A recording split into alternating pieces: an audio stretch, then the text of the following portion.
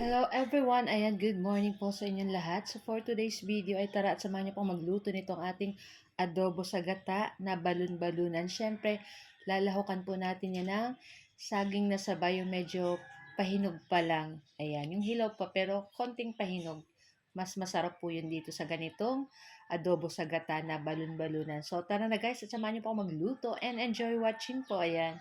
So, sa isang kawali, ayan, maglagay lang po tayo ng konting mantika at mag-start na tayo mag-isa ng ating luya. Ayan, yung ating luya ay pantanggal lang dun sa ating lulutuin na balon-balunan. So, yung balon-balunan guys, niluto ko na yun guys sa pinakuluan ko na mga 30 minutes. Sinangkapan ko na ng luya para mabawasan yung langsa ng ating balon-balunan. So, ayan na nga, pagkatapos natin ng ating luya, sinunod ko na dyan guys yung ating sibuyas at pagkatapos ay sinunod ko na rin dyan yung ating bawang at pagkatapos ayan i-transfer na natin dito yung ating pinakuluan or nilaga na natin na balon-balunan. So tinanggal ko lang yung sabaw niya pero hindi ko pa rin guys tinapon kasi mamaya gagamitin pa rin natin yon para dito sa ating lulutuing adobong gata na balon-balunan. So ayan, sinabay ko na rin yung ating saging na saba kasi hilaw po talaga yan, yung medyo pahinog pa kaya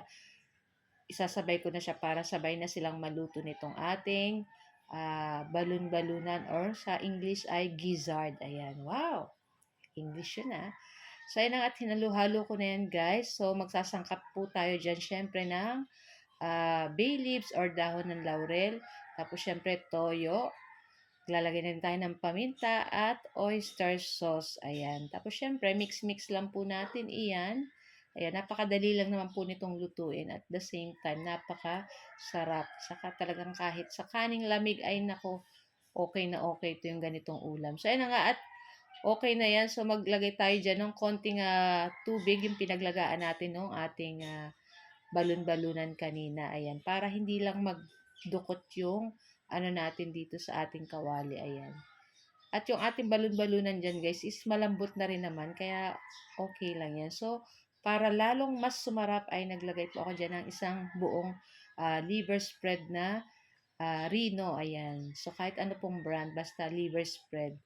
Siya yung ating pampasarap din dito sa ating niluluto. Ayan. Tapos, syempre, ilalagay na natin dyan yung ating kakang gata or yung ating pinakaunang gata.